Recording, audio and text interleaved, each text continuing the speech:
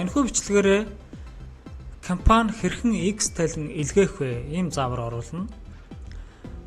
Компани аж ахуй нэгж байгууллагууд маань санхүүгийн тайланг жилд 1-2 удаа, за аж ахуй нэгжийн орлогын албан татврын тайланг 1-4 удаа, том жижиг дунд гэсэн ангиллаас хамаарат. За үүнээс гадна мэдээж сар тутам нөөц суутхан төлөгч энэ байгууллагын хувьд бол нөөтийн тайлан, нэмэх нь улирал тутам цалингаас суудсан татврын тайлан, за түүнчлэн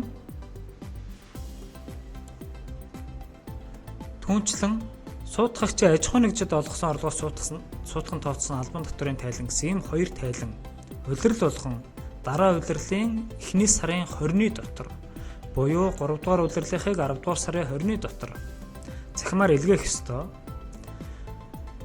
За энд нэг компани X тайлан илгээх юм хэсэг харагдаж байна.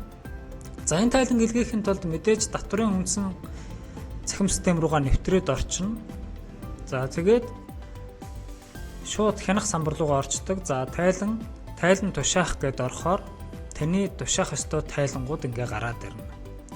За тайлангийн код байна, тайлангийн нэр нь байж байна, харьяа татврын алба нь байна. За тайлан төвийн хугацаа байж байна. Тэгээд энэ тайлан хэзээ хөгж дуусах ёстой бэ гэдэг хугацаа нь 10 сарын 20-нд харагдаж байна. За одоо энэ хоёр тайланг хэдүүлээ X-ээр илгээж үзье.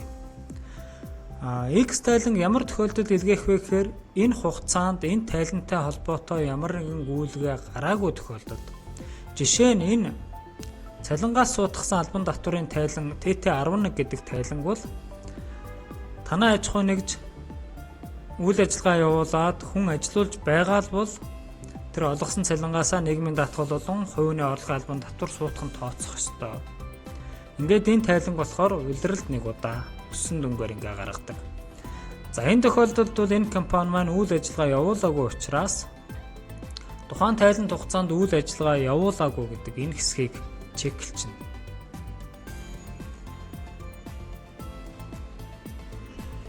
За тэгээд доошо гүйлгээд тайлангаа төгрөг мөнгөөр тайлгнахыг зөвшөөрж байна гэсэн. За энийг бол ингээд чеклчихнэ. За энийг одоо баг аваа хийчмаар юм дөө. Энд чинь ингээд төгрөг мөнгөөр илэрхийлдэг болоод хэдэн жил болчихоо. Баг 5-6 жил болчихоо. За тэгээд хадгалах үйлдэл чинь. Тэгэхээр энэ дээр баруун дээд болон чинь амжилттай хадгалагдлаа гэсэн notification гарч ирнэ.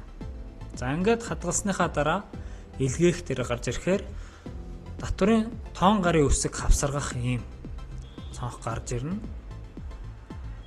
За эндээс тоон гарын үсгээ сонгож өгөөд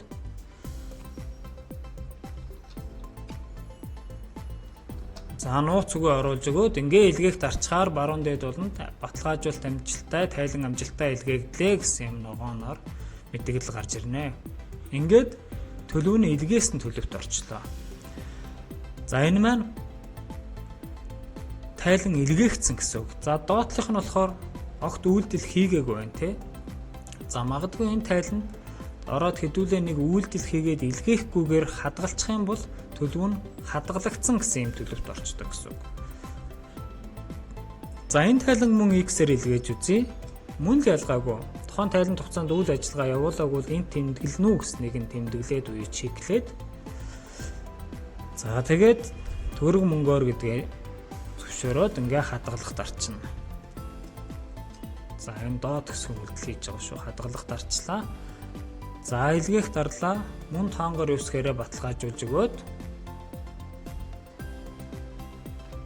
нууц үгээ авсаргаад ингээ илгээчихээр баруун дээд болон тайлан амжилттай илгээглээ гэсэн юм төлөв гараад ирнэ. Эргээд үндсэн сайт руугаа орох юм бол нөгөө хоёр тайлан маань хоёулаа илгээсэн төлөвтэй болчихлоо. Ингээд болоо.